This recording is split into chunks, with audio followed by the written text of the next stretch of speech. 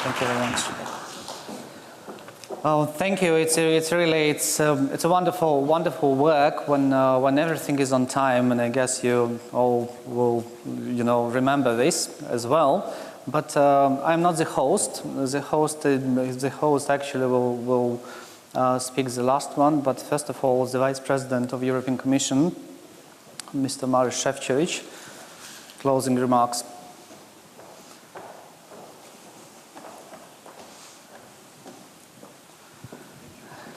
Answer mine.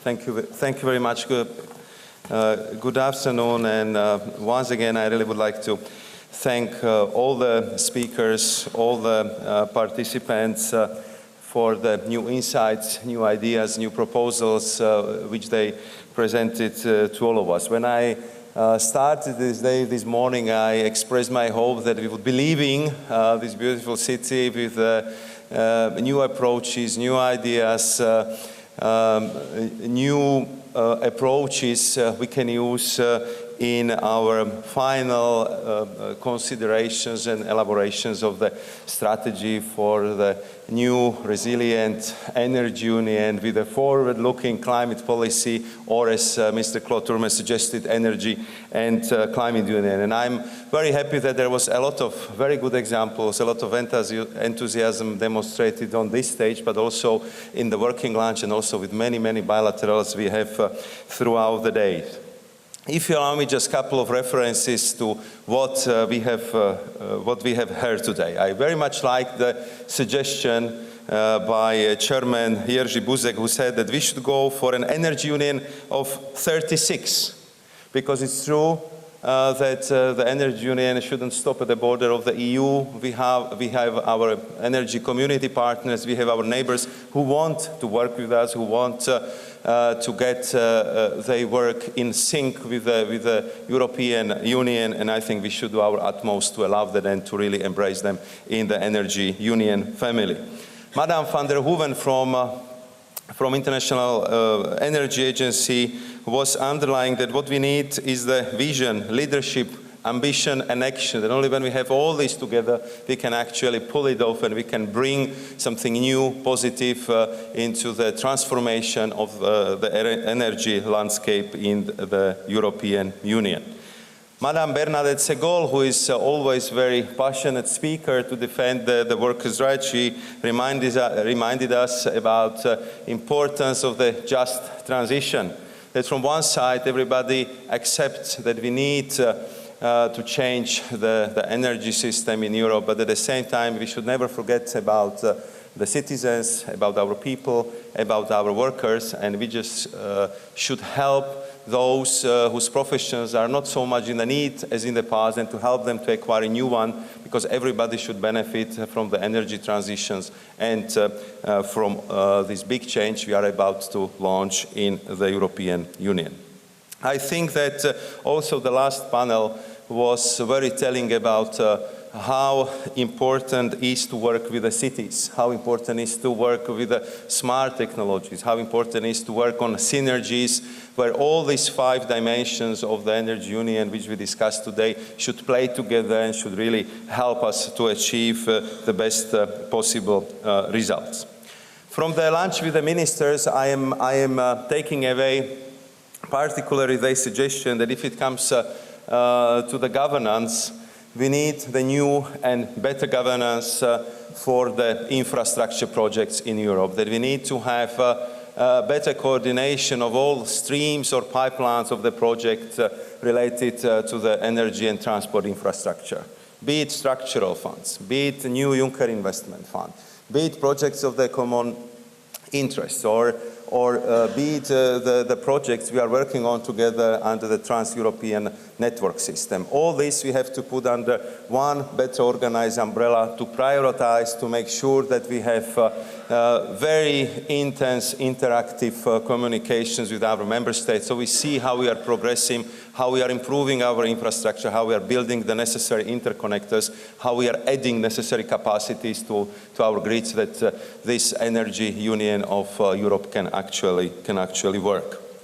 Another comment from the minister was also very important, very interesting, but I have to say that it will be not that easy to accomplish, because when we discussed how to make the energy union and our ambitious EU 2030 goals reality, all of them been calling for a robust governance, which at the same time should be light touch, which should be performance, but at the same time not bureaucratic. So we'll do our best to come up with a system which hopefully will satisfy the most of the member states, because clearly governance system we need, clearly framework for our cooperation must be developed, and of course we'll try to do it in a way that it will be the most efficient, it will bring results, and that it would create a good platform for cooperation with the member states, and of course with the European Parliament, who is very supportive of this process and which very much want to be part of this exercise. If you allow me to close by once again underlying the fact that today we also, I think,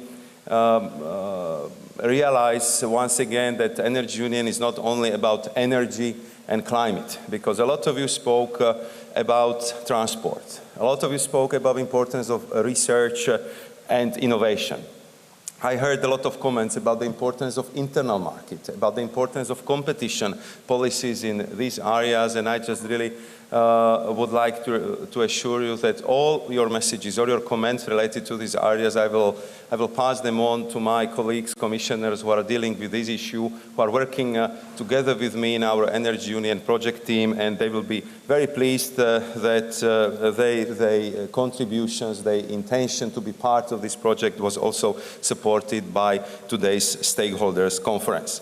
And the last word I really would like to reserve to Honourable Minister, to Dana, for organizing this excellent event, which was extremely useful for all participants, definitely for the European Commission, but I can tell from many bilaterals I had also for all energy ministers, because it provided this platform for exchanges of views. We could discuss these issues from the point of view of policymakers, from the point of view of mayors, of NGOs, of CEOs from the energy company, from the consumer's perspective, from the perspective of trade unions, and I think this was exactly what we needed at this stage, and I really would like to thank her for organizing this event in such a way that everything started on time. Everything was very interesting, useful, and on top of it, it seems that we are going to close on time. So Dana, thank you very much. It's really very, very much appreciated.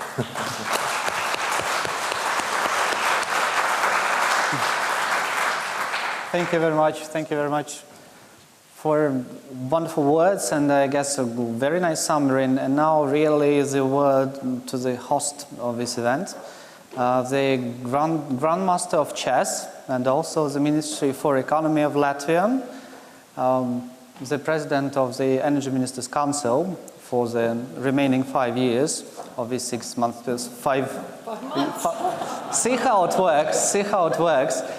It's a long day. So, the Minister, the floor is yours. Thank you, the most patient ones.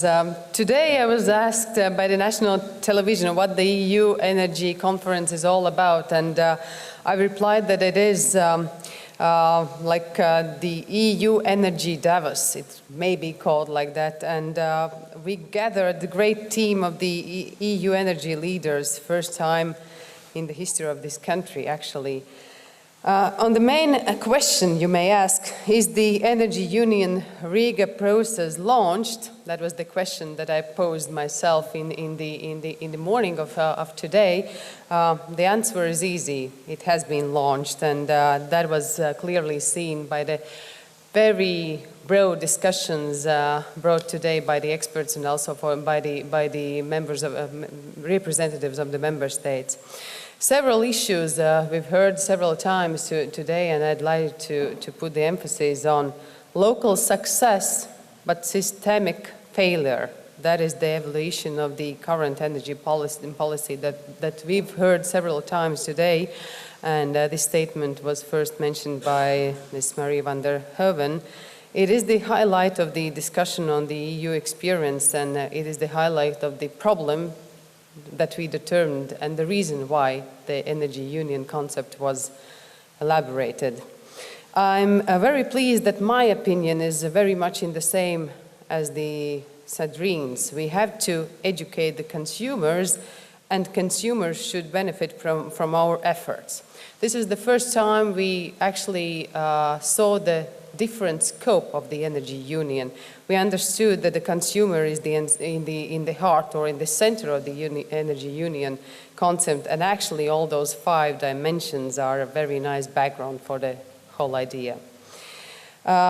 I also share the thoughts of the Asser that the high prices is the result of the market imperfections, the internal market. That was the key word or key concept that we were discussing a lot of also here in the panels and in the ministerial meetings, how to tackle it. Several solutions have come out.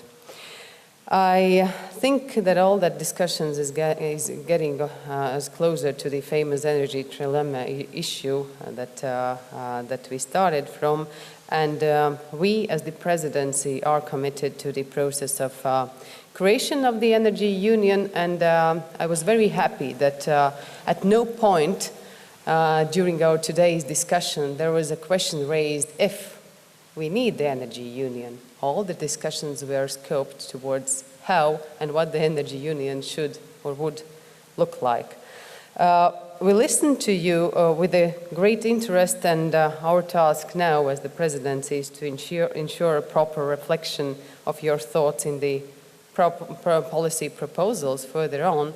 I think we can make a package and wrap it in a nice paper and a red belt and pass it over to the Commission, because now the next step or the next move is yours. We are really looking forward to the Energy Union strategy to be published in February, and to our further discussions in March. Thank you all for being here, for being open, for being active, and having a very good discussion starting the Riga process on the Energy Union.